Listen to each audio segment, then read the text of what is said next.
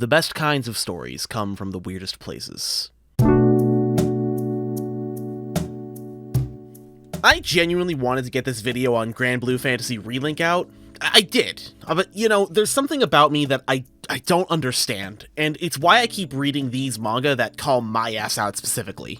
I get the feeling that writing off this anime is going to be very easy to do, but that won't stop me from recommending that you support the show however you can, because deeper into the manga is one of the most genuine definitions of art that can be put to paper. And that's really weird for me to say, so let me start from the beginning. Hi, my name is Sonata. I like anime.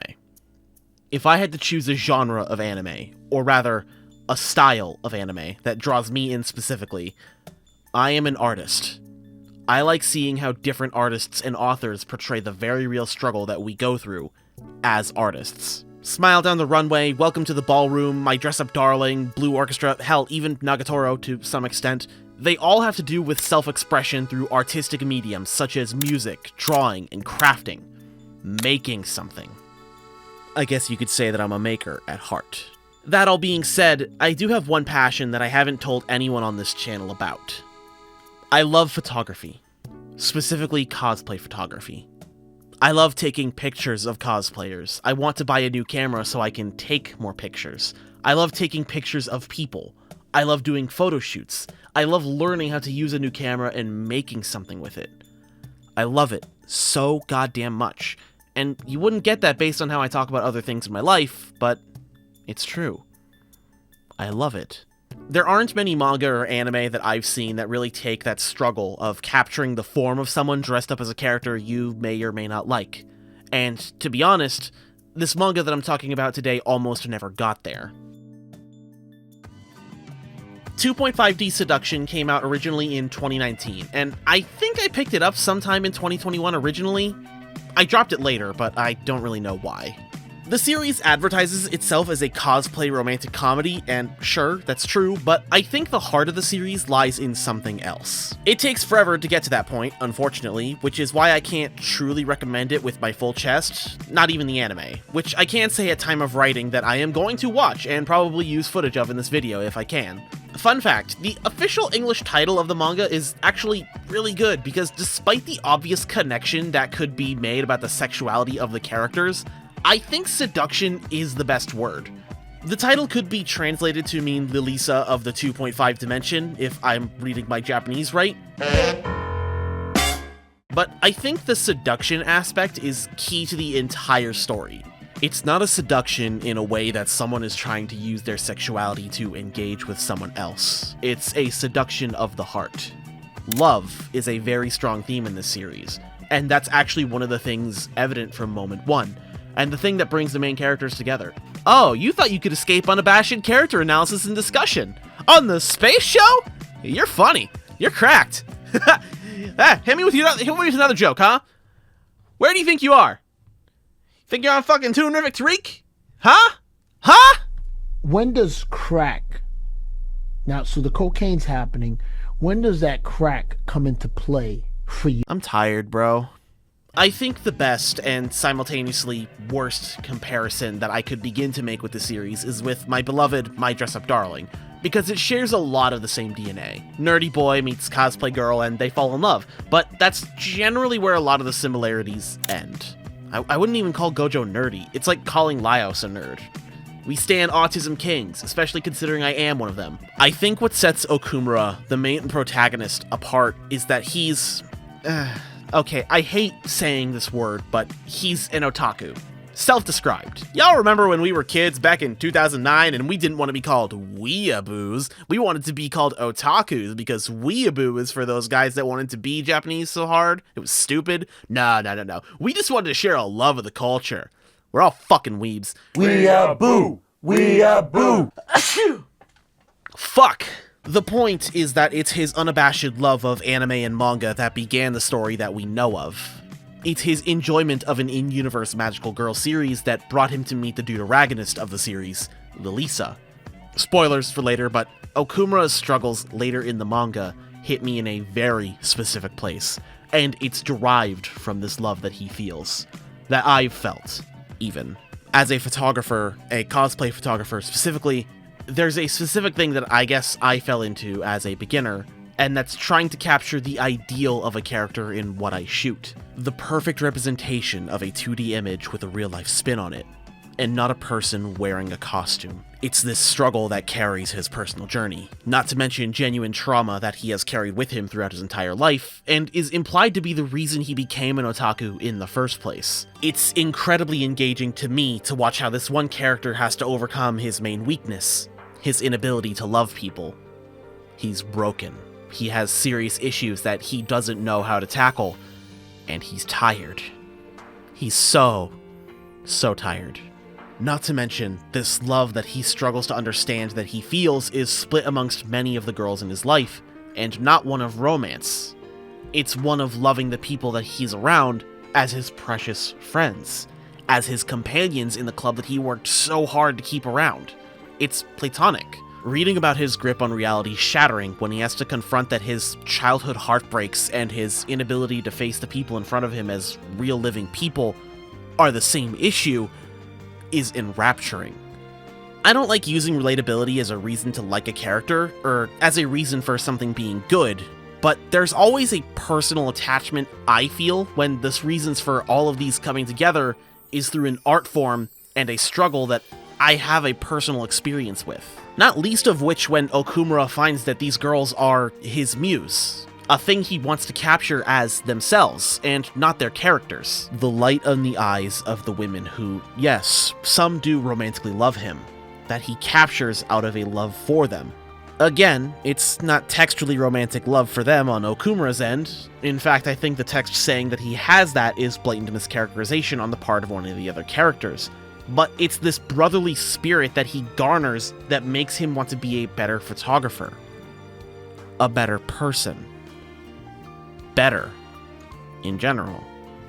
And at the end of the day, I really like that.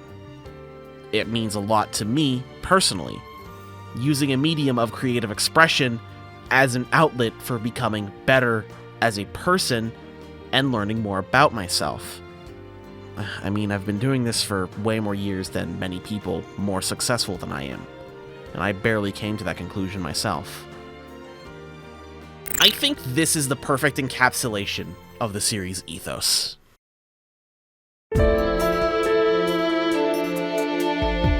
Keep love in your heart. If you do, there will come a day when that darkness fades, and you'll realize the world that hurt you, the world that seems so callous and uncaring, was truly beautiful all along. There's a world that can be seen when you love others. It's a beautiful world. People are wonderful. If you can believe that from the bottom of your heart, your world will light up in color. Don't be afraid. Try to love other people, for your art, for that girl's dream, and most of all, for yourself. It's okay to cherish your feelings for Makari-chan. Let your emotions shine through your work.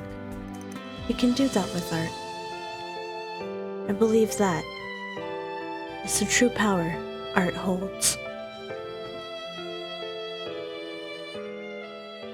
None of Okumura's struggles would hit nearly the same if it weren't for the deuteragonist of the series, Lilisa. Lilisa's primary reason for interacting with Okumura and the series starting off properly is also her unabashed love of the character on the screen, Lilil.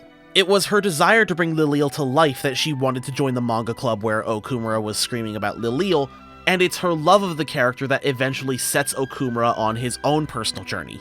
It's easy to compare her to Marine from Dress Up Darling, but there's a key difference. Lilisa comes out of the gate with skill cosplaying and makeup and outfits and all of that. Marine doesn't. Marine's key aspect to her character is simply the unabashed enjoyment of Shizuku, and her desire to bring that to life sparks a relationship between her and Gojo, mostly because she doesn't find hate at all to be a bad thing. Lilisa, however, already has most of the skill necessary, but she essentially has to go through the same arc that Okumura does in the short term, switching from capturing the ideal of a 2D image with real people to capturing a real person cosplaying as a character. How she does that is different. She ultimately plays an important supporting role to the others, despite needing support herself. A lot of support, even. What's compelling about her isn't that she needs to learn some new skill and apply it to her main hobby, cosplaying. It's how she reconciles how she feels about the hobby in and of itself, and how she inspires the world around her to do better.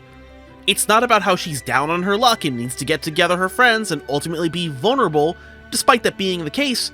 It's her being the ray of sunshine in a world clouded by darkness. She's the warrior of light. Okumura is the warrior of darkness.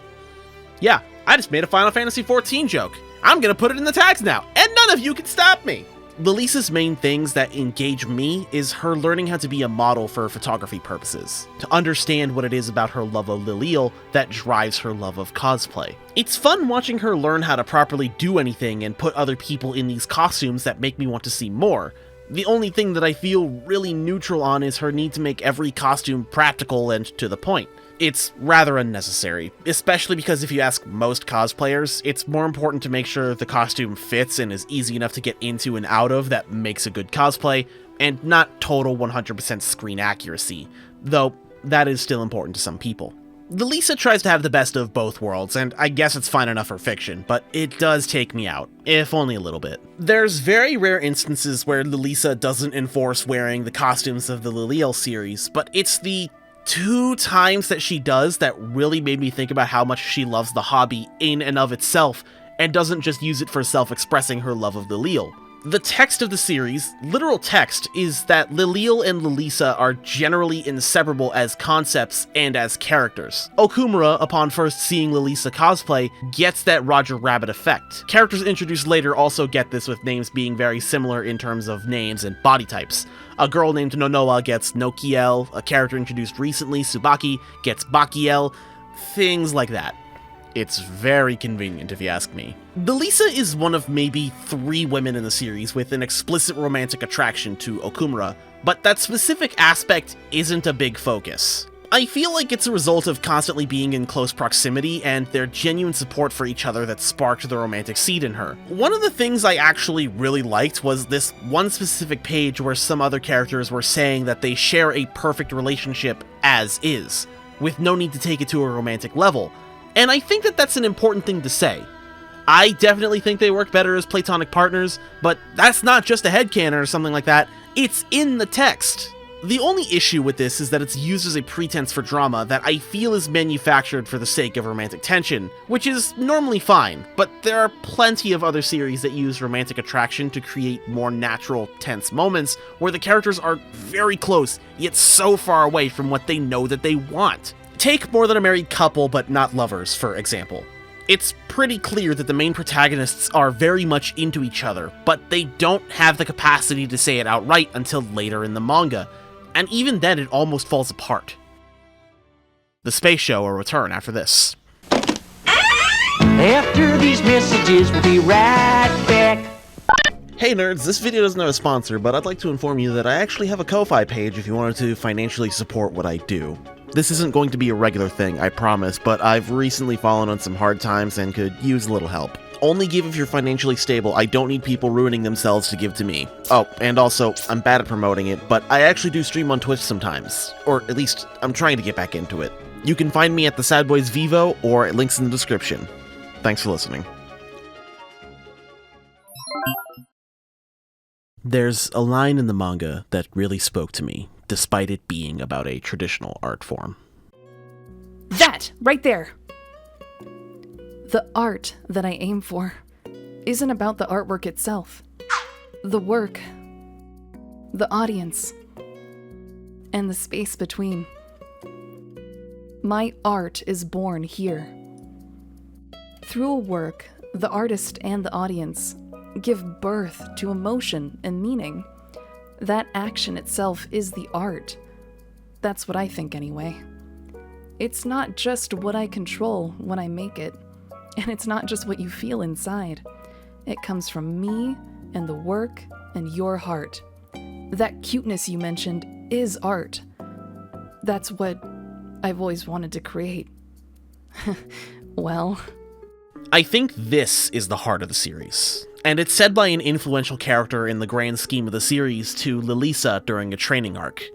The exploration of what art means and how it's not just down to one aspect of its creation. She mentions the space in between, and I think that that's specifically to target the truth about art. It's also about what you, as part of the audience, put into it. You see from many high art exhibits, many things that you couldn't understand unless you were some snob or some artist living in their nouveau studio, but I've come around on the idea that even your opinion on this stuff is part of the art experience. Having an opinion on the philosophy is a philosophy in and of itself, to quote a Tumblr post that I like. Just one of the many struggles that artists face with their work is how their interpretation can and will clash with other interpretations. That, in and of itself, is the art. It's not just about the drawing, it's not just about the music, it's not just about one side versus the other. The space in between is the art that people, or at least I, will strive for. I am an artist. I want to know what people think of my art, the things I produce, which is why it's my greatest treasure to read every single one of your comments. I may not respond, you may not know when I read them, but I do. And I hope you guys comment on this video as well. I would appreciate it. Okumura and Lilisa's journey as artists dependent on each other is engaging in and of itself. And I find myself moved by the things that they go through because it means something. The compromises that they have to make for each other, for their medium, and for their friends. The friends they make along the way, the lives they touch in pursuit of their happiness, and the reason for their personalities clashing and creating a work worthy of the character they both enjoy, and a work that will make them proud as creatives. The seduction from the title isn't the idea that Lilisa is trying to hook up with Okumura under the pretense of being a 2.5D image of his favorite character. I think it's the seduction of art and the struggle that comes with making it. The struggle that comes from wanting to be too perfect, or holding too hard on an idea when it's best to let go and see where things can actually take you. The seduction isn't romance or sex, it's about Okumura and Lilisa personally relinquishing their holds on their ideals and being taken in by the people around them in order to be the best versions of themselves, whether that's behind a camera or in front of it. The art of the series isn't the drawings, or the animation, or the voice acting, colors, what have you.